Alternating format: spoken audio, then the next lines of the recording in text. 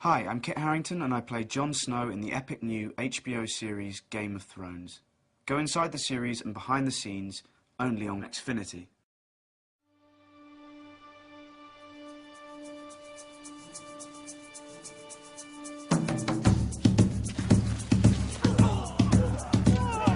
Well, we just want to make this real. It is fantasy, but the action is still real within the fantasy.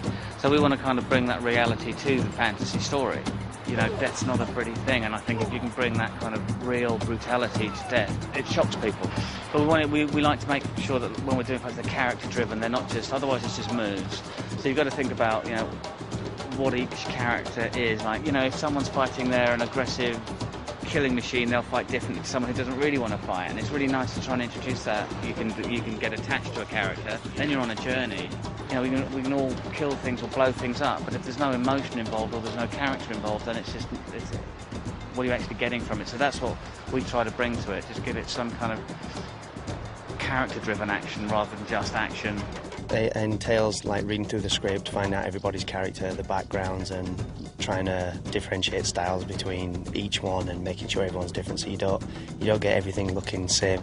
I'm the assistant stunt coordinator and fight arranger. I usually visualise a fight before I even start putting it down on paper, and then I put it down on paper. After that, I teach it the guys, and anything that doesn't work, that worked in my head, we rejiggle around to make it work for the fight. But usually my thing is I just sit at a desk for about a day and a half and just sit there and think. It's actually quite hard nowadays to make a fight look original. It's like trying to make a song different. I mean, all the notes are the same, you just got to put them in a different order and a different tempo to make it different.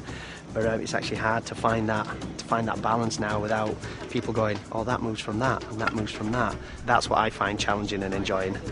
Jon Snow, we wanted to make him look more flamboyant than the rest, just to show his skill and how much more talented he is as a fighter. So luckily when Kit arrived, Buster took him away and we gave him a little assessment. He's fantastic. So it kind of made our job a lot easier. He's a great little fighter. And we've just given him bigger moves to do. The other guys are a little bit more basic. And we show in the fight, we show him taking them to pieces, so you very clearly see that he's the stronger fighter. Well, the other recruits are like orphans, thieves, just general ragamuffins that have never either worked on a farm or never picked up a saw in his life. So you try and make the other lads a little bit rough around the edges and a little bit clumsy and slower, whereas you make Jon strikes a little bit more direct and more linear than the other guys that just swing wild. Well, Lord Snow, it appears you're the least useless person here. Sometimes not every stunt is a fight. We've got climbing in this film. Bran, there's a character called Bran who has to climb walls and jump off things. And Isaac, who plays Bran, is a fantastic little kid. He's so clever and so nice. And we've taken him to climbing walls and he flies up there, you know. We put a safety rope on him and now he can't stop him climbing. He wants to climb everything. And he wants to do it all himself. Obviously we have a stunt double, but he does it all himself, really. I saw the kid. He's got hundreds of people. I was pretty fortunate with these guys. They're all pretty athletic young lads, so I didn't really have to do much training with them. I just had to like do a little bit of basic sword handling and how to strike and follow through without actually extending the sword to hit and stuff like that. But they all seem to grasp it pretty well. You start them off on wooden swords, nice and steady, and then they'll progress to the rubber swords for the scene if it's a heavy fight scene, and then judging on their level of capabilities, we move them onto aluminium swords to get the nice feel and look. We have a big fight that we had choreographed in that with the Mountain and the Hound. It's one 7-foot guy and one 6'6" guy. They're two brothers and they're supposed to be like the strongest of the strong, and no quarter is given in this fight. They're like, no one takes a step back basically unless they have to. Rory, who's playing the Hound, and Conan, who's playing the Mountain. It's a really powerful, strong fight. We're kind of playing it that the Mountain sword is so powerful that you can't parry it. So the only way to avoid it is for the Hound to get out of its way and use the momentum of his sword against him.